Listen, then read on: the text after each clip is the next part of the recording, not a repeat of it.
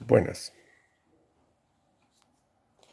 Quisiera hacer unas aclaraciones que acompañan las notas sobre la convección que les voy a enviar hoy en la noche. La convección es súper importante como proceso atmosférico porque está ligado con, entre otras cosas, tiempo severo. Entonces, la convección puede producir como consecuencia, puede tener como consecuencia lluvia, puede tener como consecuencia granizo o también la producción de nieve.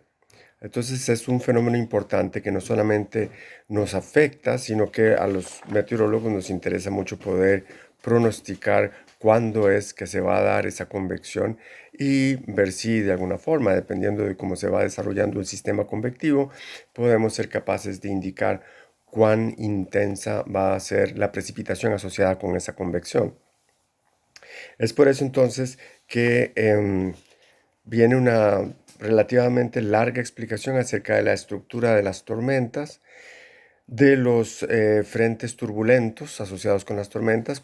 Recuerden que habíamos dicho nosotros que cuando tenemos una tormenta y llueve, no solamente llueve, parte de la lluvia se evapora y esa lluvia que se evapora hace que el aire se enfríe, toma energía del aire circundante para poder hacer la transición y el cambio de estado de gota líquida a vapor de agua otra vez.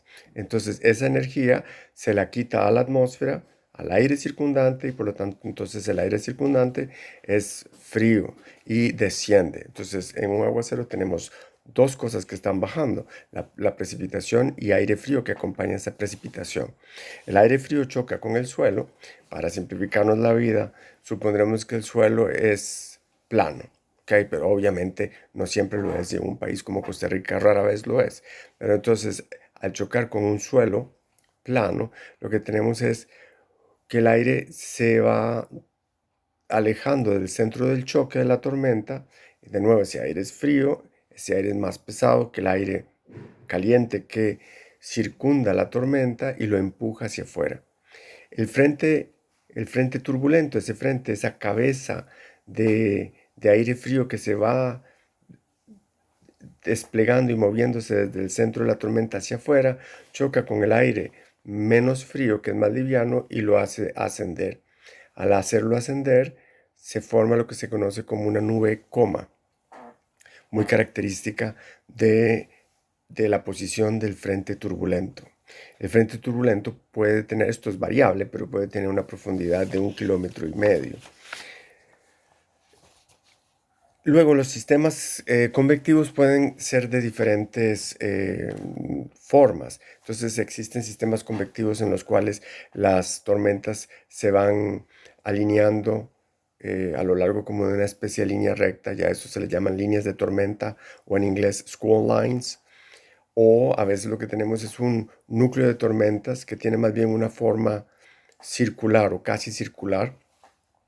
Y existen entonces programas que permiten a través de la observación de los píxeles de imágenes de satélite medir la excentricidad de estos sistemas y poder decidir si lo que tenemos, o sea, desde el punto de vista computacional, si lo que tenemos es un sistema convectivo de forma redonda o de forma alargada. Em, y luego en las notas viene un recordatorio de que cuando teníamos una atmósfera con aire seco y el aire era sometido a un proceso adiabático de ascenso o de descenso, estábamos tratando de medir la razón con la cual la temperatura cambia con la altura, es decir, dt dz. Y esa era la famosa gamma sub d que me decía a mí cuántos grados por kilómetro desciende la temperatura en una atmósfera seca.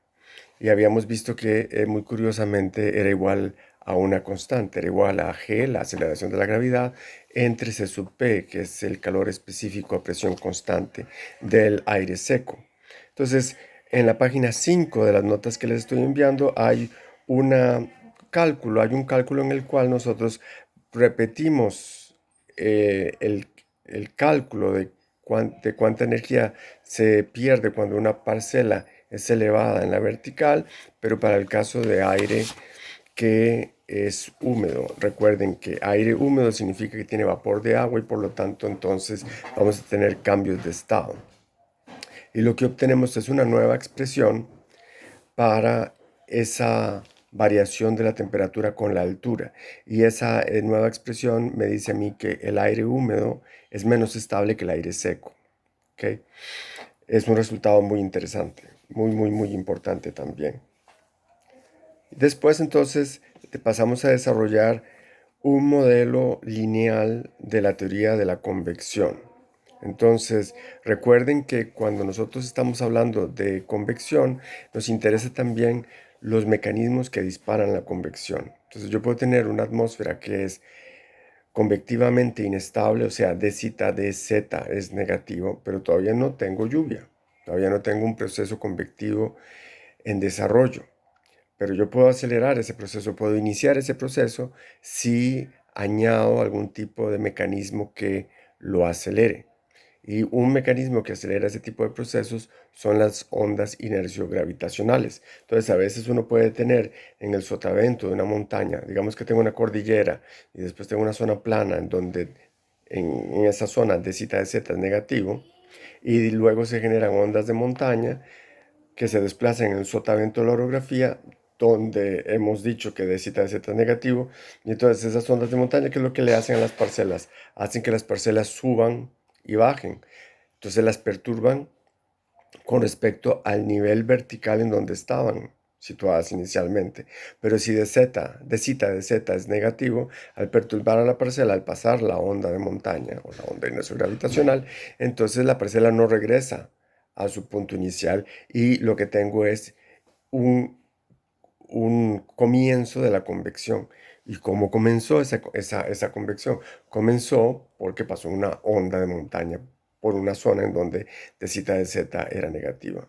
No sé si recordarán que cuando ustedes calientan agua en una olla, a veces ya comienzan a oír como la formación de pequeñas burbujitas y como que el agua empieza a temblar un poco, pero todavía no hay convección. Entonces, si ustedes golpean la pared de la olla con una cuchara, generan pequeñas ondas en el agua caliente y pueden a veces ver que comienza entonces ya a hervir el agua. Ese sería como el equivalente de la cocina de lo que acabo de describir para la atmósfera. Entonces, acá en este proceso, como estamos hablando de ondas inercio-gravitacionales, cito en la página 7 la ecuación de onda para ondas inercio-gravitacionales. Y entonces lo que estamos diciendo es que nuestras ondas deberían de satisfacer a esa ecuación y que vamos a suponer dos cosas particulares para poder resolver esa ecuación. Y es que la velocidad vertical de estas ondas, vamos a suponer que es igual a cero en el suelo y que es igual a cero en el tope de la troposfera. ¿Ok? Eso es para simplificarnos la vida. Muchas veces la velocidad vertical de estas ondas es muy baja en el tope de la troposfera porque cuando vamos a pasar la tropopausa y llegamos a la estratosfera, la estratosfera está muy estratificada y entonces es difícil que las ondas puedan moverse, ¿ok? En la estratosfera por el tipo de estratificación que hay ahí.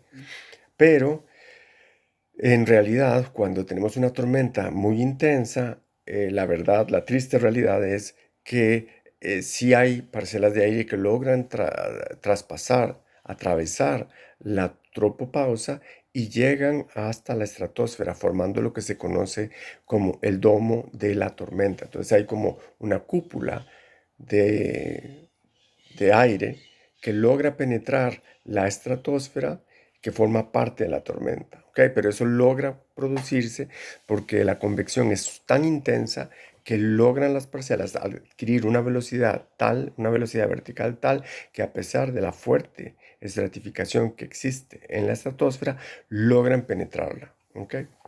Entonces, vamos a suponer que la velocidad vertical en la, en la troposfera, perdón, es igual a cero en el suelo y a cero en el tope de la troposfera.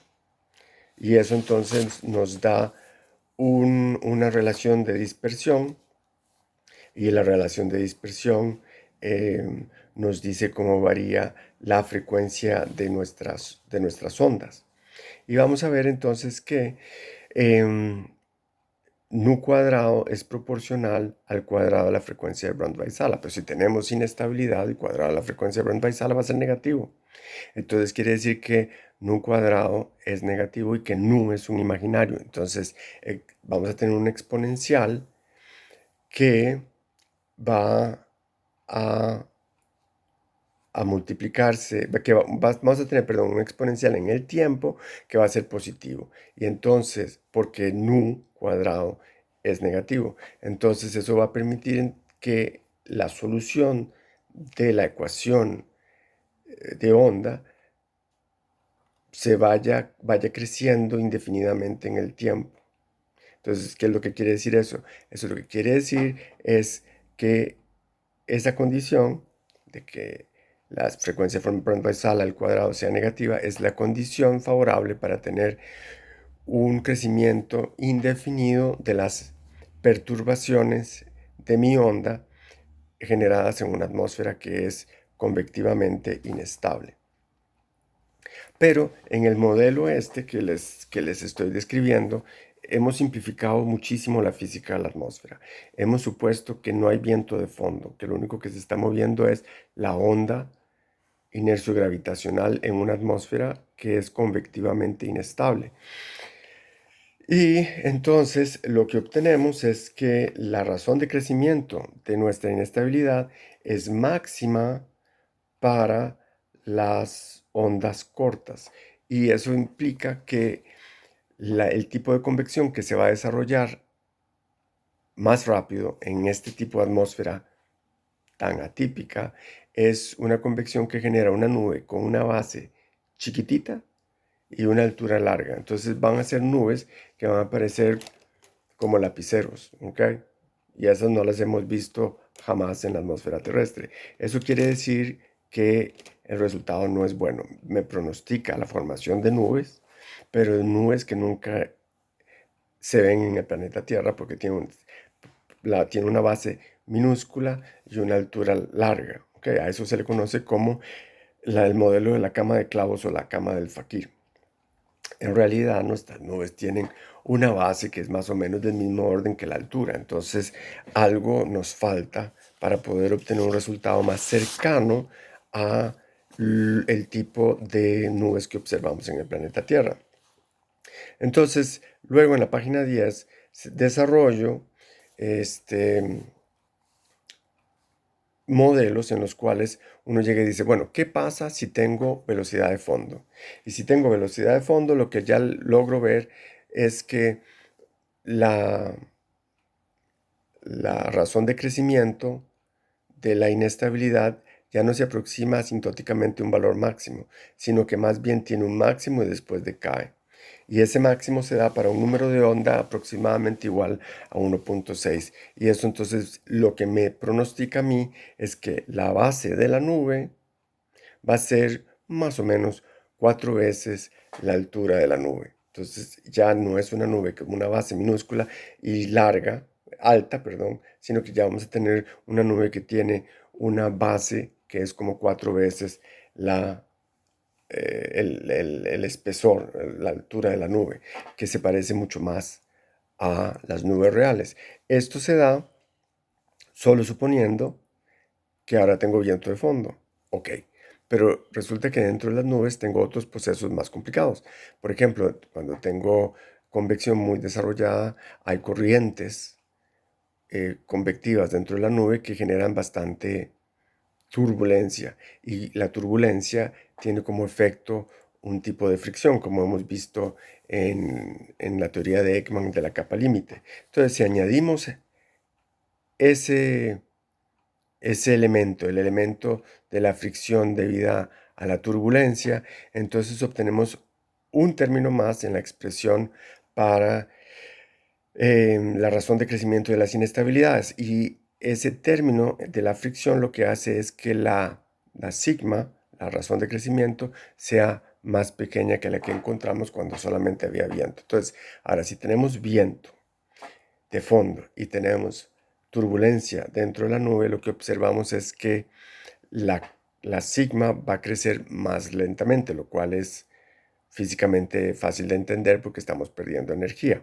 Entonces la convección no se va a desarrollar tan rápidamente y vamos a tener un modelo que describe aún mejor la formación de nuestras nubes. Ahora, hasta ahí llega el modelo lineal. El modelo lineal que hemos utilizado tanto para cuando estudiamos las ondas inerciogravitacionales, las ondas de montaña y ahora la convección, para lo que nos sirve es para obtener condiciones bajo las cuales la inestabilidad que estamos estudiando pueda crecer. ¿Ok? ¿Cuáles son las condiciones que permiten que la inestabilidad crezca? Ahora, nunca nos permiten calcular velocidades o intensidades de nada. Solamente nos dicen, bueno, si tal cosa pasa, la inestabilidad se da y evoluciona. Bien, entonces ahora vamos a usar otro modelo. Y este modelo se llama el modelo de la parcela. El modelo de la parcela lo que supone es que mi ambiente, mi atmósfera, la puedo separar en dos partes. Una, la parcela, y otra es la atmósfera de fondo. ¿Ok? Son dos cosas distintas. Entonces, yo supongo que tengo una parcela. Esa parcela, si lo que me interesa es estudiar la convección, es una parcela que va a ser acelerada en la vertical por procesos convectivos, pero el resto de la atmósfera no necesariamente tiene que sufrir convección. La que sufre la convección es la parcela. Entonces, yo puedo suponer que el resto de la atmósfera, lo que llamaremos la atmósfera de fondo, está en equilibrio hidrostático, o sea, no se acelera en la vertical, que lo que puede acelerarse es la parcela, porque esa es la única cosa en ese universo que está sujeta a convección, a un proceso convectivo. Entonces ahí desarrollo dos ecuaciones. Una, la ecuación de momentum vertical y la condición de estabilidad hidrostática para la atmósfera de fondo. Y logramos obtener para nuestra expresión de la velocidad vertical una condición en la cual hay una conservación. Y lo que se conserva, recuerden, en este modelo de la parcela todavía no hemos mencionado procesos disipativos, entonces lo que se va a conservar es la energía. ¿La energía de qué? Va a ser una mezcla de la energía cinética de la parcela, conforme va adquiriendo una velocidad cada vez mayor porque es acelerada por el proceso convectivo, más la razón de cambio de la energía potencial de la parcela porque va subiendo, entonces su energía potencial también va creciendo. Entonces la suma de estas dos cantidades me da un número constante en el tiempo. Y veremos que la parte asociada con la variación de la energía potencial de la parcela tiene que ver con una integral del término de empuje. Y esa integral del término de empuje es lo que vamos a llamar la energía potencial disponible convectiva. En inglés, las siglas en inglés son CAPE y se pronuncia CAPE. Entonces es muy común ver en los libros la palabra CAPE, que es Convective Available Potential Energy. ¿Okay? Y esa CAPE la podemos medir cuando hacemos un radiosondeo, y tenemos un tefigrama. Entonces, cuando ploteamos el radiosondeo en el tefigrama, podemos medir el área bajo una curva del tefigrama y esa es proporcional a la energía disponible, potencial disponible para que la parcela suba y se acelere en la vertical. Entonces, hoy un resultado muy importante en primera aproximación, que es que la velocidad vertical de la parcela es igual a la raíz cuadrada de 2 veces el CAPE. Entonces, con un radiosondeo medio el CAPE, lo multiplico por 2 y le saco la raíz cuadrada, ya tengo una idea de cuánto puede valer la velocidad vertical de estas parcelas de aire. Cuando hay convección, los CAPES pueden llegar a ser del orden de 1000 joules por kilogramo y eso equivale a una velocidad de ascenso de unos 45 metros por segundo. Entonces podemos ver que las parcelas en realidad adquieren una velocidad bastante grande dentro de una tormenta intensa. Recuerden que esto es un problema de mera mesoescala, pero recuerden que Hace un semestre, cuando estábamos hablando de las condiciones propias de una atmósfera descrita desde el punto de vista sinóptico, gran escala, habíamos dicho que las componentes horizontales de la velocidad, la componente zonal y la meridional, eran del orden de 10 metros por segundo y que la componente vertical era de 1 centímetro por segundo. Pero eso es para la escala sinóptica. Ahora, si estamos en la mesoescala dentro de una tormenta bien desarrollada, vean que el pronóstico es del orden de unos 45 metros por segundo, lo cual es inmenso. ¿Ok? Esto lo hemos logrado calcular suponiendo que el paso de la parcela a través de la atmósfera no afecta a la atmósfera. Es decir, que cuando la parcela se está moviendo en la atmósfera, la variación, al pasar a través de la atmósfera, no genera, esa traslación no genera fuertes gradientes de presión. Entonces hemos despreciado las variaciones en el campo de presión cuando la parcela va cruzando en la vertical a la atmósfera.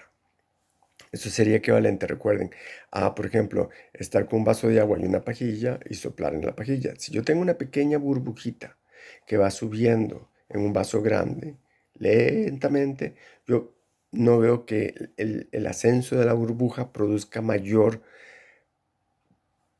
perturbación en el líquido que la está rodeando. Pero si soplo de manera fuerte a través de la pajilla, voy a generar un montón de burbujas que sí van a hacer que todo el líquido se mueva. Entonces, eso es lo que estamos diciendo que no hace la parcela en esta primera parte de la historia.